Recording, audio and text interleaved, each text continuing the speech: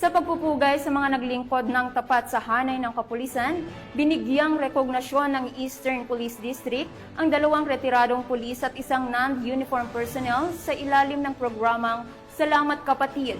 Yan ang balitang hatid ni Patrolwoman Melin Loquias. Bilang pasasalamat sa mga kapulisan sa kanilang hindi matatawarang sakripisyo at paglilingkod sa bayan, isang programa ang iginawad para sa 3 EPD retirees sa araw ng kanilang pagre-retiro. Ang nasabing programa ay pinasinayaan ni Police Colonel Leonard L. Luna, Deputy District Director for Administration ng EPD, kasama ang iba pang miyembro ng command group, mga district staff at dinaluhan din ng mga pamilya ng mga nagre-retiro. Ang 3 retirees na binigyang parangal ay sina Police Lieutenant Apolinar Abrihan Raquel, Police Staff Sergeant June Julian Ancheta, at NUP Mary Christine Javier Jimenez.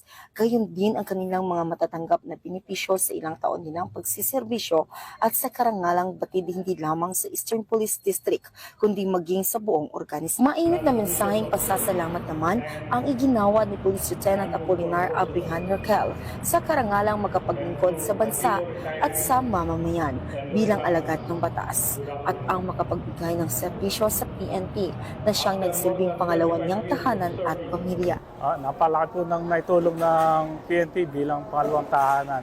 Halos kalahati ng buhay ko ay naambag ko po sa serbisyo sa PNP. Yung disiplina natin sa paglilingkod ay bigyan natin pahalaga. Mula dito sa Eastern Police District, ako po ang inyong Police News Network Correspondent, Patrolwoman Melin Loquias, alagad ng batas, tagataguyod ng Balitang Pulis.